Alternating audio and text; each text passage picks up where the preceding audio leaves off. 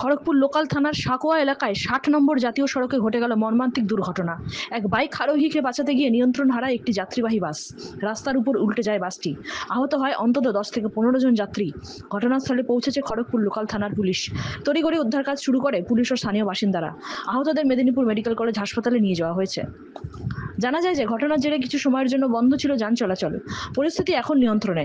স্থানীয় সূত্রে জানা গিয়েছে, স্বপন কুণ্ডু নামে এক ব্যক্তি এক্সেল সুপার বাইক নিয়ে ওয়ান ওয়ে রাস্তার এক ধার থেকে অন্য ধারে যাওয়ার সময় যাত্রীবাহী বাসের মুখে পড়ে। বাসটি খড়গপুরের দিক থেকে মকরামপুরের দিকে যাচ্ছিল। হঠাৎই বাইক এসে পড়ায় বাইক আরোহীকে বাঁচাতে গিয়ে সজোরে ব্রেক কষে বাসটি রাস্তার উপর উল্টে যায়। সূত্র মারফত জানা গিয়েছে, আহতদের মেদিনীপুর মেডিকেল কলেজে নিয়ে যাওয়া হয়েছে।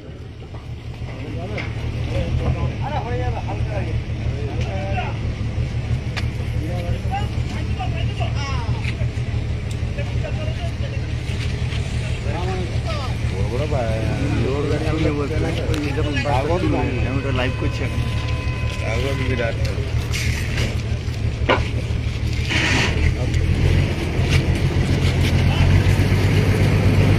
ভিডিও করার জন্য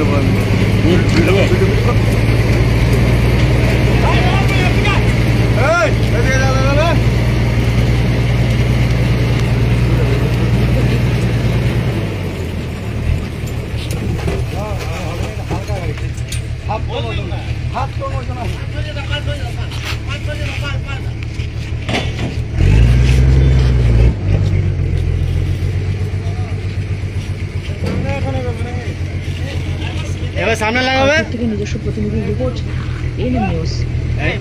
আরও খবরের আপডেট পেতে সাবস্ক্রাইব করুন আমাদের ইউটিউব চ্যানেলটি আর বেল আইকনে ক্লিক করুন নোটিফিকেশনস পেতে।